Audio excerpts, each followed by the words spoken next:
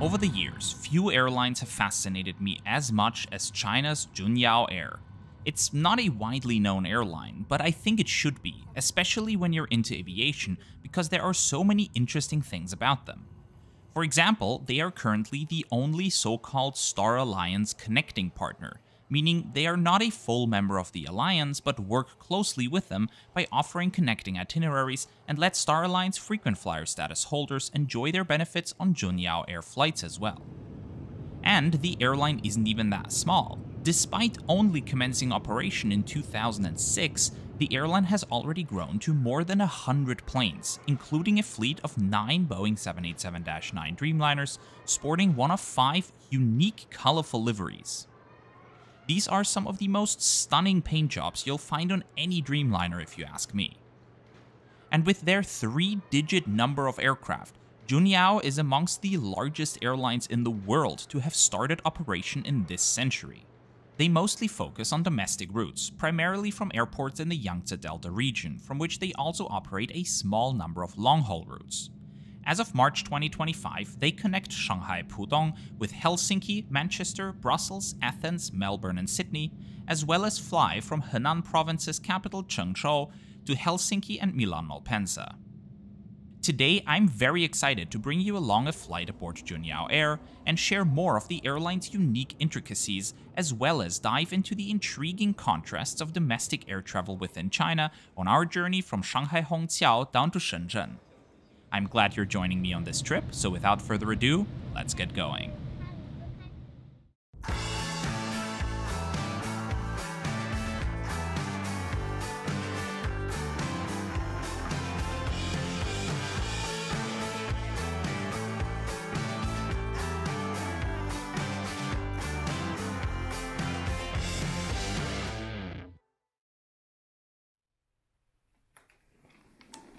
Aviation geeks and frequent flyers, welcome to this new episode of our flight review series, Brutally Honest. I'm just about to leave my hotel here in Shanghai and make my way over to Hongqiao International Airport. The city of Shanghai is served by 2 airports, the older original one being Hongqiao in the city's west, and right before the turn of the millennium, Pudong International Airport was inaugurated, which now serves as the main international gateway to the region and has surpassed Hongqiao in size. Due to its proximity to the city center, Hongqiao Airport mainly caters to domestic flights these days, as well as a handful of cross-border short-haul flights to other inner-city airports like Taipei Songshan, Seoul Gimpo, and Tokyo Haneda. This early in the morning, taking a cab from the Bund takes only half an hour and costs around 80 yuan or roughly 10 euros.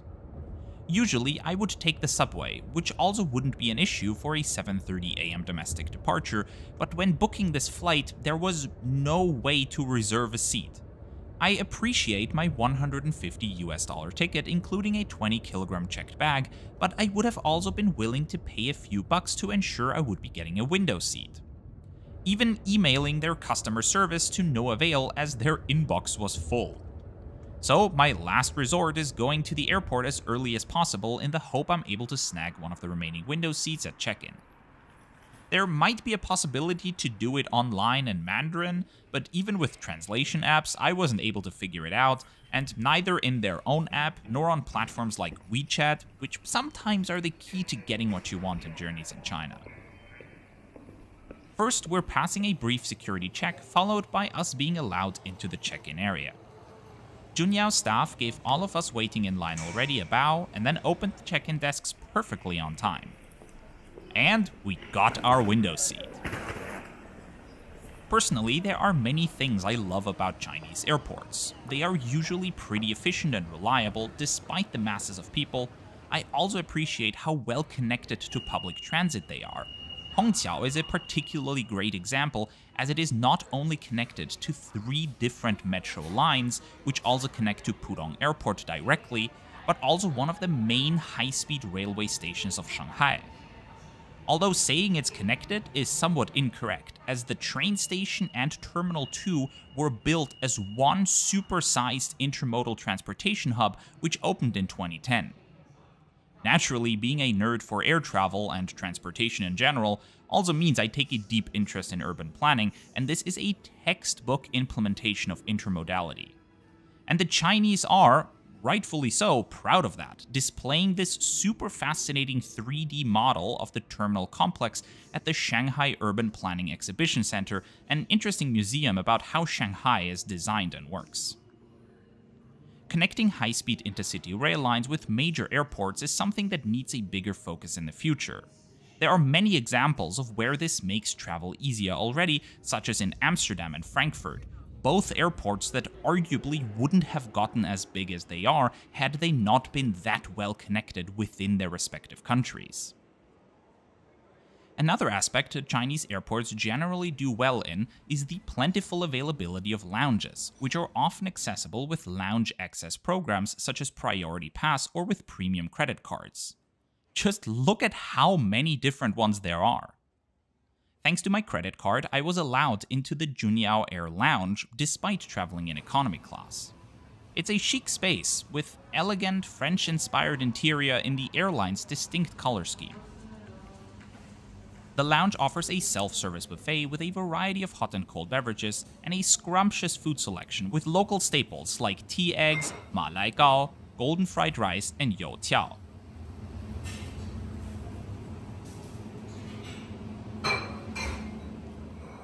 Let's inhale this gorgeous breakfast and then make our way to the gate.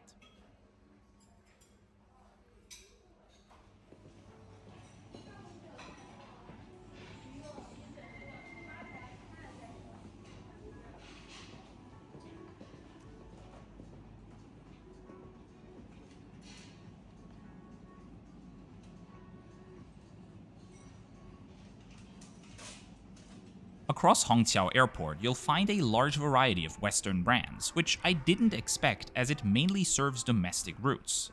There's a Starbucks Now, which is a local iteration of Starbucks exclusively offering products to go, mainly through mobile ordering, so the brand can compete more effectively against local rivals such as Luckin Coffee. There's also a Shake Shack, a Hardee's, and a Lululemon, as well as a Japanese ramen chain and a Relay, a type of convenience store you really only see across European train stations, which for me as a European seems amusingly out of place at a Chinese airport.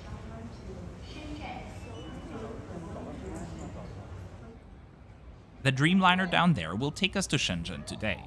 Registered Bravo 20 Delta Tango, this Boeing 787-9 is the 100th Boeing 787 to operate in China, which is commemorated by a decal at the front of the aircraft. It was delivered to Juneyao Air in 2019 and wears a livery featuring Chinese peonies, which is known as the King of Flowers in China. What's unique about the boarding passes on some Chinese airlines is that they tear on both sides. That's so the staff can confirm your presence at the check-in counter and again at the plane, which is usually only done when buses and remote stands are involved. You can see my ticket having been torn on this side, but I still have another terrible slip on the other side remaining. Entering the plane through door 2, the business class cabin is to our left, which consists of 29 1-to-1 configured Thomson Vantage XL seats. We're back here in economy class though, where 295 Recaro CL3710 seats are fitted in the Dreamliner's classic 333 configuration. Waiting for us on the seat already is a pillow with a soft reusable cover.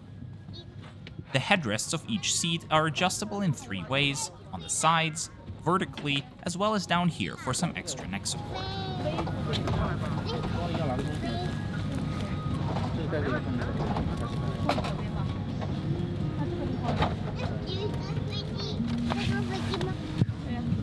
With my height of 180 centimeters, the legroom is phenomenal, also for a long-haul flight, but especially so for a 2-hour domestic flight like this one. Above a standard seatback pocket is a bifold tray table, and a high literature pocket, a signature element of many Recaro seats. Universal power ports are not installed, but you will find a USB-A port at the bottom of the entertainment screen. Coat hooks are offered too.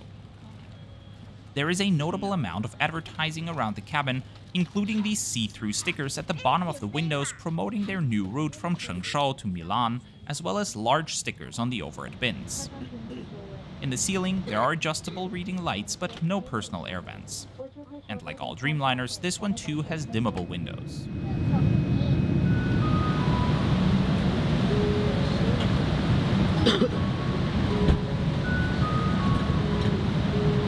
吉祥航空波音787梦想客机，为了您的安全，请您仔细观看以下安全演示。请将手提行李放在头顶的行李架内，或座椅下的行李挡杆内，不要放在过道或应急出口处。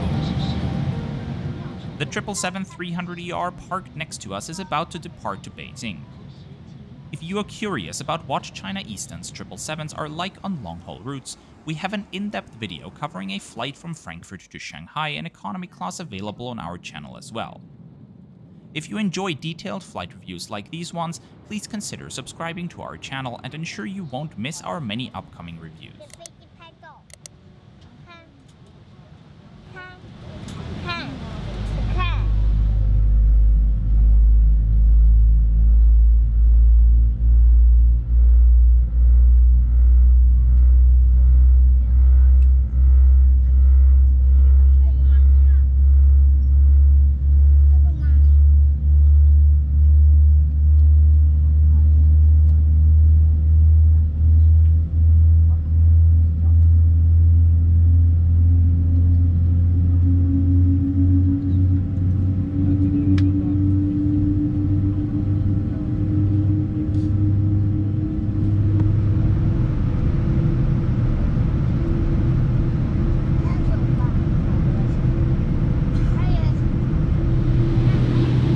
As we're taxiing for departure, let's use the time to have a brief look at the plane's in-flight entertainment system.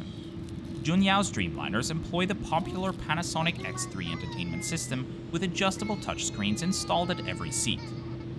There is a comparably small number of movies and TV shows available to watch on demand, including a handful of international options. I love how the TV show section has its own category just for Genshin Impact. Music and games are offered too, as is a state-of-the-art in-flight map.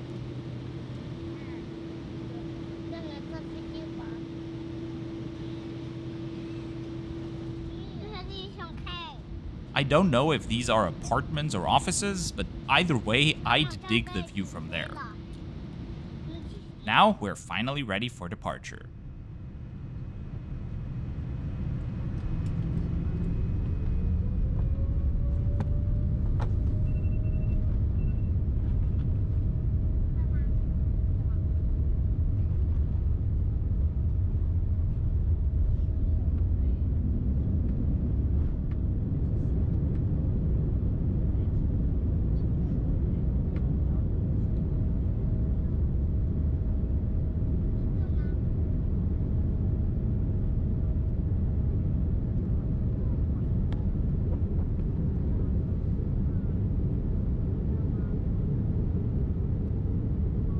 Juneyao Air's logo is prominently featured on their engines, the aircraft's tail, the headrest covers, and so on. It depicts a stylized version of a Ruyi scepter. A Ruyi scepter is a type of talisman symbolizing power, good fortune, and prosperity, and is deeply rooted in Chinese culture. The name Juneyao, by the way, is not technically the name of the airline. Technically is.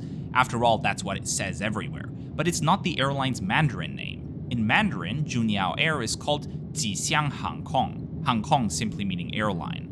But the term Jixiang means auspicious, full of promise. So naturally I wondered, then what does Juneyao mean?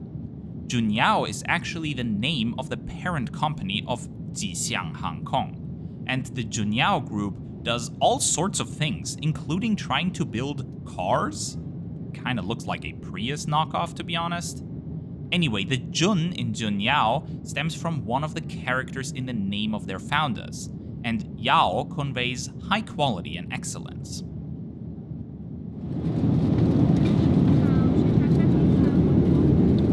Right after takeoff, the crew handed out breakfast boxes, alongside a hot main dish.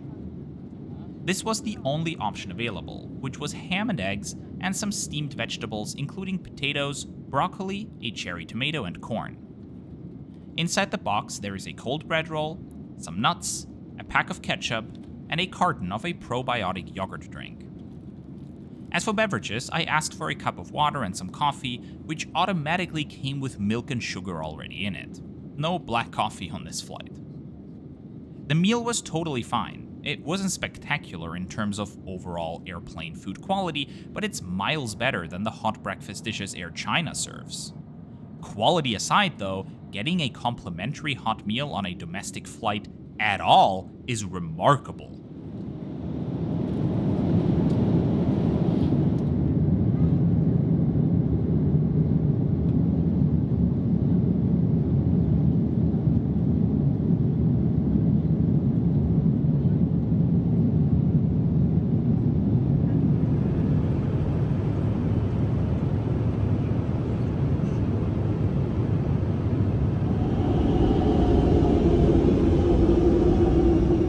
The lavatories of the plane are pleasant too. I like the faux wood pattern on the wall and appreciate the sentiment of the plastic flower.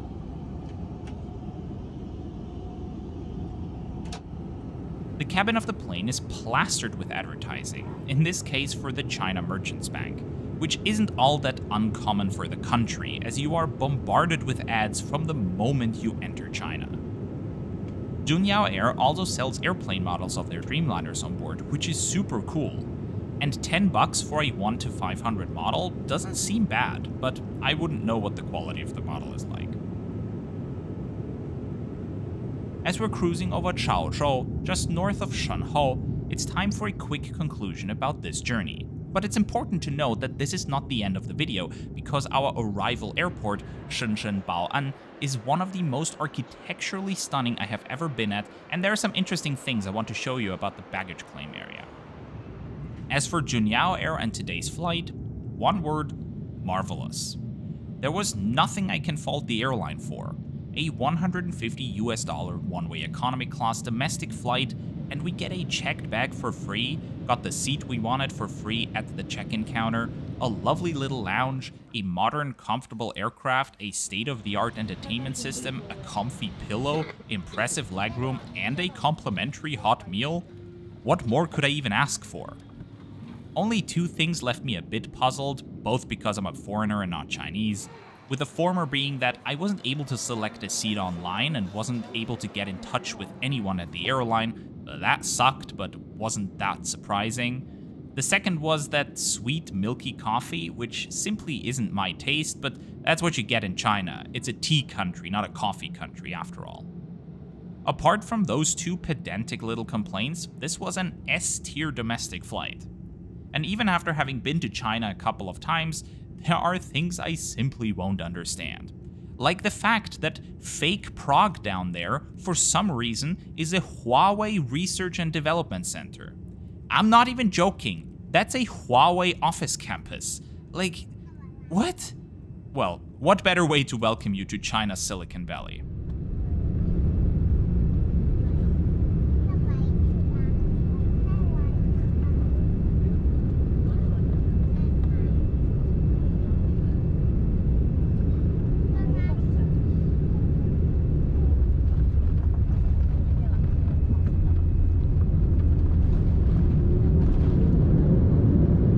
Welcome to Shenzhen.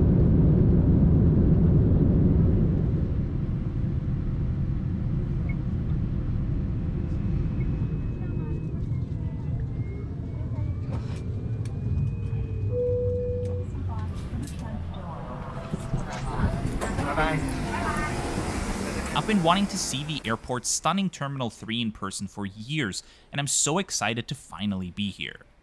The terminal was opened in 2013 and features a unique roof design that looks as stunning from the inside as it does from the outside.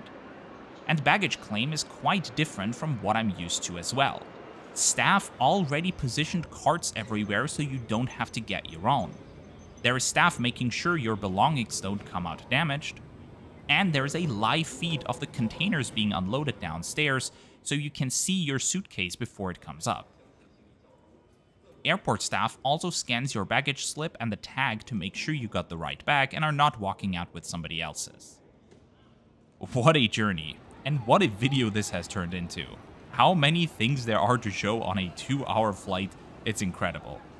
If you enjoy deep dives into air travel around the world, you are at the right place. Here at Simply Aviation, we've made it our mission to take you along the journey of as many different airlines as possible, and with this video, we have ticked another one our list, our 250th or something.